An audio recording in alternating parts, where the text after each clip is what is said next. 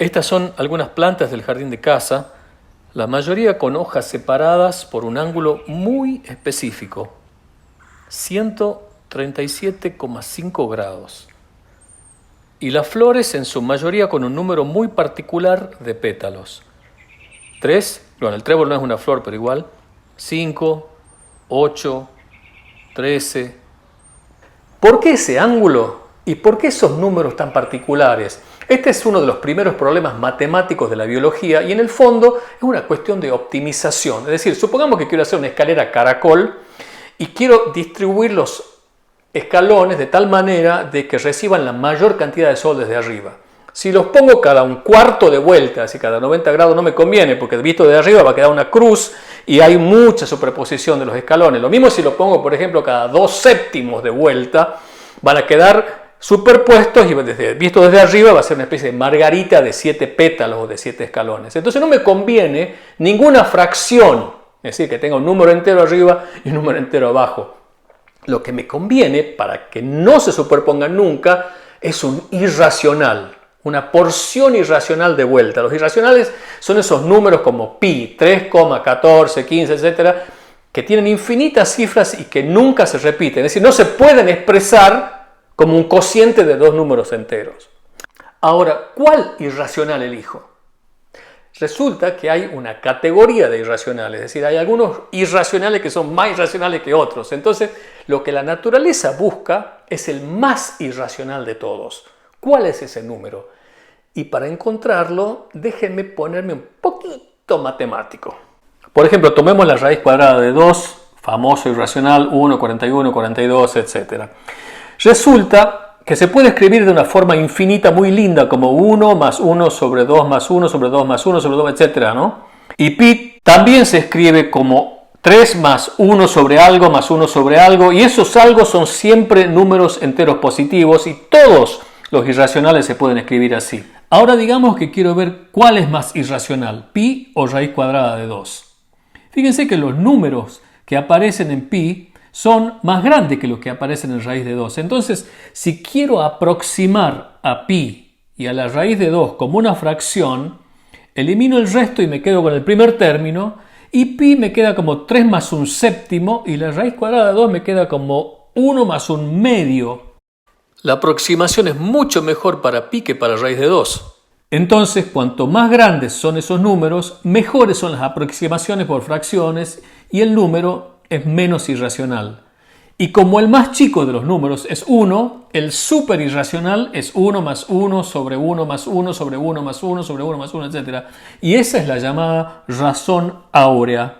Y el ángulo áureo es una vuelta más 0,618, etc., que son 222,5 grados, que en el fondo es equivalente a 137,5 grados. Y ese es el ángulo que aparece en las plantas y que minimiza la superposición entre hojas. Para visualizar el grado de irracionalidad voy a poner los escalones, los represento por líneas, cada pi vueltas.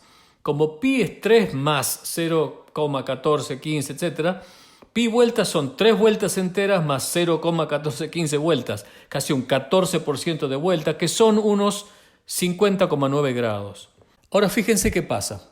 Como ese 0,1415 es con bastante buena aproximación un séptimo, el círculo se va dividiendo en 7 porciones que no son exactamente iguales, porque eso querría decir que pi es una fracción entera, pero casi. Entonces, si bien pi es un irracional y las hojas o los escalones no se superponen, no quedan muy uniformes. Y fíjense también que las hojas contiguas difieren en 7 pasos, porque 7 es el denominador dominante en la aproximación de pi.